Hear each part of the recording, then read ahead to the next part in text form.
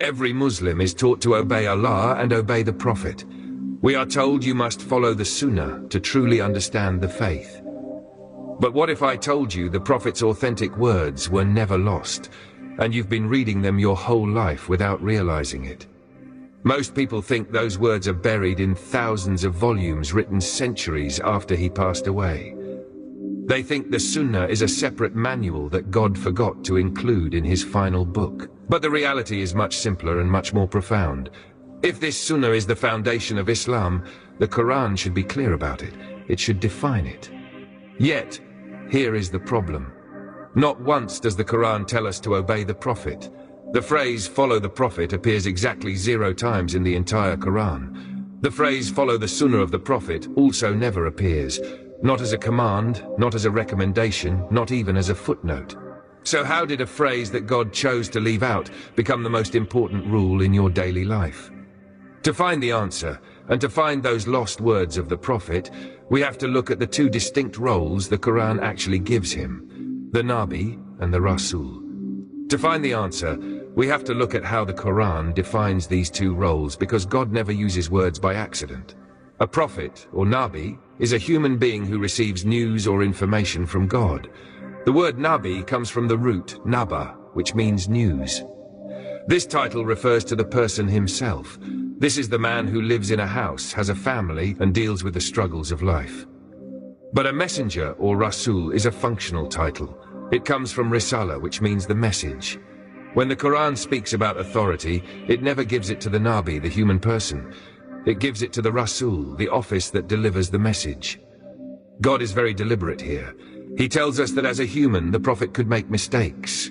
In the Quran, God corrects him, warns him, and even tells him he was wrong, to prohibit things for himself, just to please his wives. You cannot have a divine Sunnah based on a person who is being corrected by God. You can only have a divine law based on the message that person was sent to deliver. The historical record tells the same story.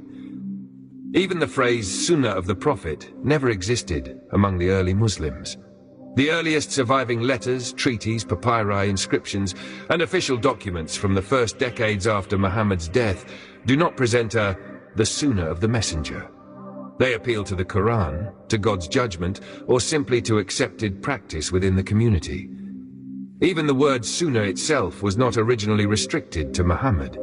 It simply meant an established practice or precedent, and could refer to the customs of the community or even the policies of the caliphs. In other words, the technical meaning that Muslims assume today simply wasn't there at the beginning. It wasn't until more than a century after the Prophet's passing away that the phrase gradually evolved into the legal doctrine familiar today. Early legal works such as Imam Malik's Muwatta still speak mainly of the established Sunnah, or the Sunnah among us, reflecting the practices of the community.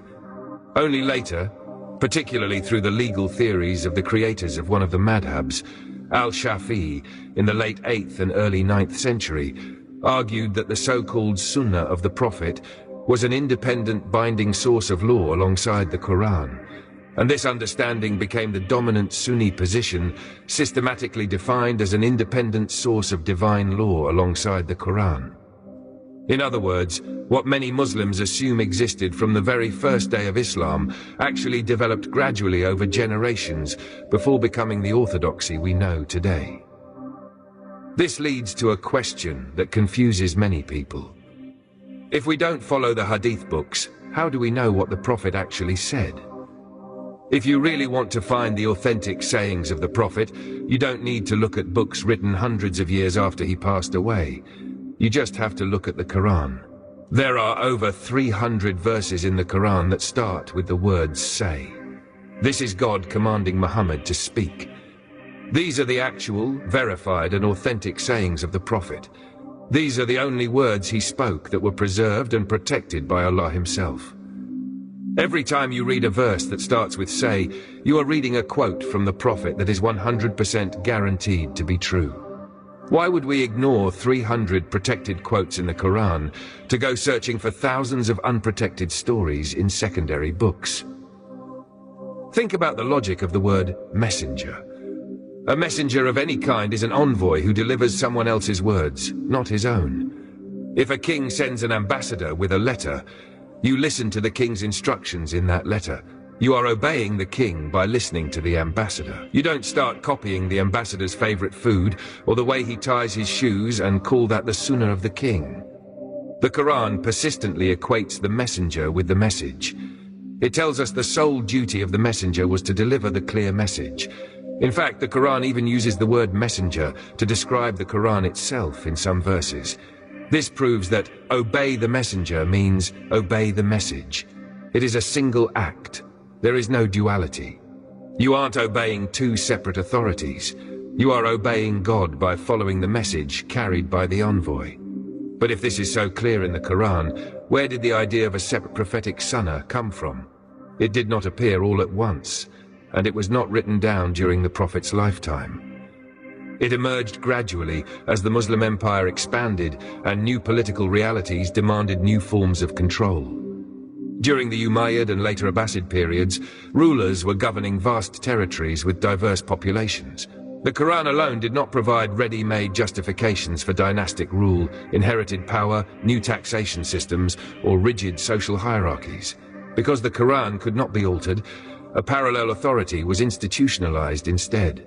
Stories told in social gatherings over generations, falsely attributed to the Prophet, were later gathered, filtered, and politically formalized as a parallel source of law. Over time, this system was weaponized into law, allowing rulers and scholars aligned with the state to sanctify policies that had no basis in the Quran itself. By attaching these rules to the Prophet's name, dissent could be framed not as political disagreement, but as disobedience to God. This political invention required people to ignore the historical context of the Quran. The traditionalists take commands given to people in the 7th century and try to turn them into eternal laws. The Quran is full of instructions that were clearly for that specific time. It tells the believers not to enter the Prophet's house without an invitation, or not to stay too long after dinner because it bothered him. It tells them not to speak too loudly in his presence. These were specific rules of etiquette for the people living in Medina at that time. You cannot obey the command to leave the Prophet's house after dinner today because the Prophet is not alive to host a dinner. In the same way, when the Prophet acted as a leader or a military commander, the people there had to obey him to keep order. But those were administrative orders for a specific time and place. They were never meant to be a second religion for all of humanity for the rest of time. This system of Sunnah and Hadith actually serves to suppress the actual message of the Quran.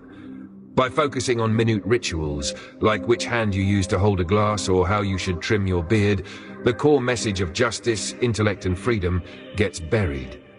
The Quran says it is fully detailed and complete. It says it is a light and a guidance. If we need a second book to explain the first book, then the first book wasn't actually clear or complete. This is a contradiction that no scholar can resolve without admitting the Quran is insufficient. They have created a religious bureaucracy where you are told you cannot understand God's words without their extra books and their interpretations. They have made the words of men a filter for the words of God. The Quran even warns us about this. It shows us that every messenger throughout history was met with people who insisted on following the traditions of their fathers instead of the revelation. When the Quran tells us to obey the messenger, it is telling us to abandon those man-made traditions and return to the message. The Prophet himself didn't have a sunnah separate from the Quran. He followed the Quran alone. He didn't bring a second book. He didn't claim his personal words were divine law. He was a human who was completely submissive to the message he carried. He didn't want people to worship his personality. He wanted them to worship the creator of the message. If you look at the history of these secondary sources, you see they were compiled 200 years after the Prophet passed away.